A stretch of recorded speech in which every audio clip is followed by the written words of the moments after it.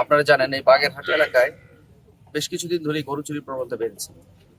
সেজন্য আমাদের বাগেরহাট টিভি এই গরু চোরদের ধরার জন্য সর্বাত্মক চেষ্টা চালিয়েছে, গোয়েন্দা রিপোর্ট সংগ্রহ করেছে এবং আমরা গোপনে সকল না হলেও মোটামুটি অনেক গরু চোরের উপরে নজরদারি করছিলাম।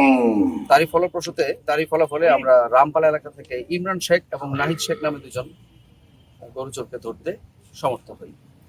তাদেরকে জিজ্ঞাসাবাদে গতকাল রাতে অভিযান চালিয়ে আমরা খুলনা জেলার তেরোখাদা থানা এলাকা থেকে আরিফ মোল্লাকে গ্রেফতার করতে সমর্থ হই এবং আরিফ মোল্লার কাছ থেকে আমরা মোট 8টি গরু এবং 3টি বাছুর, টোটাল 11টি ছোট বড় গরু আমরা উদ্ধার করতে সমর্থ হই।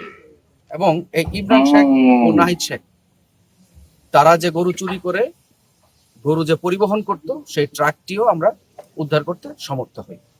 আমরা টোটাল ইমরান শেখ, নাহিদ শেখ এবং আরিফ মোল্লা সহ 8টি গরু, একটি ট্রাক বিজ্ঞ আদালতে আমরা সোপর্দ করছি।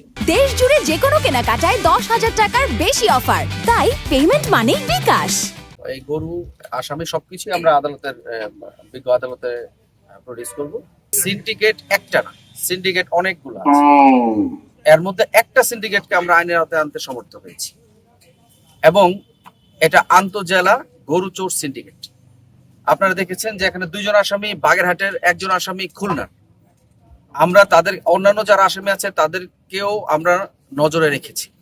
আশা করি যে কয়েকটি সিন্ডিকেট আছে এখানে আমরা সেই সিন্ডিকেটগুলোকে আইনের আওতায় আনতে সমর্থ হব এবং এই এলাকায় সাধারণ মানুষের নিরাপত্তায়, শুধু গরু চুরি না, সাধারণ মানুষের নিরাপত্তায় বাগেরহাট জেলা পুলিশ আপনারা যেভাবে দেখছেন সাফল্যের সাথে কাজ করে যেতে বদ্ধপরিকর। এই আসামি আরিফ মোল্লার বিরুদ্ধে চুরি এবং মারামারি এ ধরনের 2টি মামলা রয়েছে। ইমরান শেখের বিরুদ্ধে 6টি মামলা, 1টি জিডি রয়েছে। নাহিদ শেখের বিরুদ্ধে 3টি মামলা রয়েছে। সবগুলো মামলাই ডাকাতির প্রস্তুতি, দস্যুতার প্রস্তুতি এবং চুরি মামলা।